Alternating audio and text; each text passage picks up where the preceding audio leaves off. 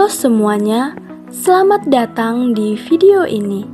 Kali ini kita akan berdiskusi tentang rekonsiliasi fiskal.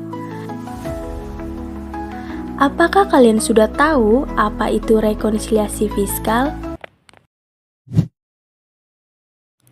Rekonsiliasi fiskal adalah proses penyesuaian antara laba menurut laporan keuangan komersial dengan ketentuan perpajakan untuk menentukan penghasilan kena pajak.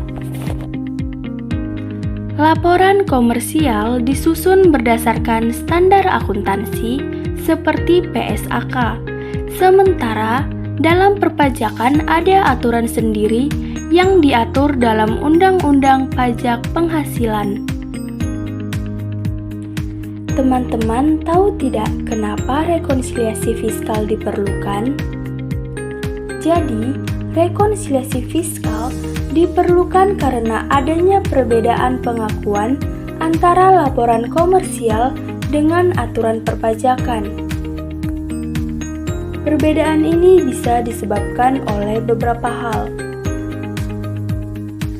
Pertama, biaya yang diakui secara akuntansi tetapi tidak diperbolehkan secara fiskal, seperti sumbangan atau biaya pribadi. Kedua, pendapatan yang tidak dikenal pajak, misalnya pendapatan final atau hibah tertentu.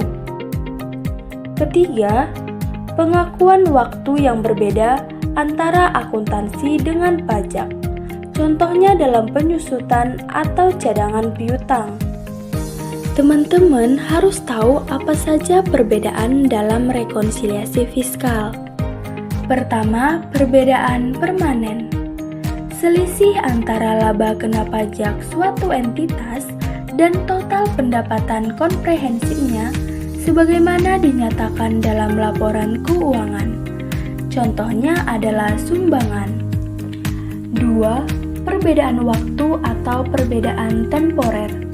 Perbedaan ini terjadi karena adanya perbedaan waktu pengakuan antara pendapatan dengan biaya dalam sementara waktu dan akan terpulihkan di masa mendatang. Selanjutnya, kita akan membahas langkah-langkah untuk melakukan rekonsiliasi fiskal. Pertama, kita harus menyiapkan laporan laba rugi komersial. Kedua, melakukan identifikasi perbedaan, seperti perbedaan permanen atau perbedaan waktu. Ketiga, lakukanlah koreksi fiskal. Di sini, teman-teman harus ingat bahwa koreksi positif bertujuan untuk menambah laba kena pajak, sedangkan koreksi negatif untuk mengurangi laba kena pajak. Keempat, menyusun laporan keuangan fiskal. Setelah semua koreksi positif dan koreksi negatif dimasukkan ke dalam laba komersial, Anda akan mendapatkan penghasilan neto fiskal. Angka inilah yang menjadi dasar perhitungan PPh terhutang. Kelima, memasukkan ke SPT tahunan. Angka-angka rekonsiliasi ini kemudian dimasukkan ke dalam formulir 1771 lampiran 1 untuk badan, di mana Anda menjabarkan rincian koreksi fiskal tersebut secara resmi. Supaya teman-teman bisa lebih paham mengenai materi rekonsiliasi fiskal, yuk kita bahas contoh soal dulu. Misalnya, sebuah perusahaan memiliki laba sebelum pajak sebesar 200 juta rupiah. Dalam laporan keuangan, terdapat sumbangan sebesar 10 juta rupiah yang tidak boleh dibebankan secara fiskal dan pendapatan bunga deposito sebesar 5 juta rupiah yang sudah dipotong PPh final. Nah, untuk koreksi positifnya adalah sumbangan sebesar 10 juta dan koreksi negatifnya adalah bunga deposito sebesar 5 juta. Maka, penghasilan kena pajak adalah 200 juta ditambah 10 juta dikurang 5 juta sama dengan 205 juta.